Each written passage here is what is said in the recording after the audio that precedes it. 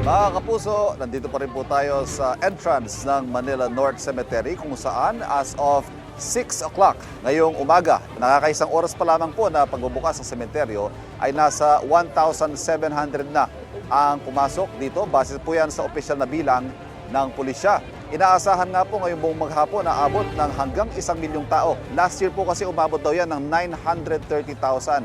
Pero ngayong taon pong ito, inaasahan mas dadami yan, lalo't nakikisama po ang magandang lagay ng panahon ngayong araw na ito.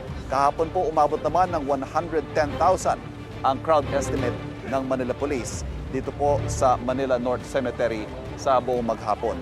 At live na sitwasyon po tayo, pakita ko lamang sa inyo. Ayan, nagdadatingan na itong ating mga kapuso na dadalaw dito sa Manila North Cemetery ngayong undas.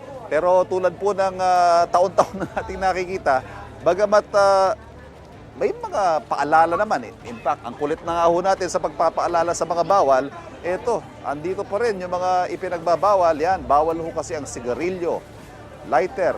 Ito ho mga yan, cologne, mga pabango, bawal din po yan. Dahil ang paliwanag sa atin, ito ho ay mga flammable. At siyempre, nag-iingat ang pulisya, maaaring sumabog yan, maaaring masunog. Kaya iwas na lang din sa mga ganyang peligro. Ito, nakita natin, dito naman sa isang linyang ito, naku, napakarami po na mga nasabat na mga lighter at sigarilyo. Ayan, parami na po. Nakikita natin, ito dumadami na ang mga kapuso natin na pumapasok dito sa Manila North Cemetery. Ayan, may kanya-kanyang bit-bit sila. Uy, may dala pang kanin si ate. Ayan, mukhang magpipiknik sila dito. Alam niyo naman, itong araw ng Undas, karaniwan po ito para nagiging reunion din eh. Pero siyempre, panatilihin po natin ang pagiging taimtim, solemn ng araw na ito dahil ito po'y paggunita sa ating mga yumaong mahal sa buhay.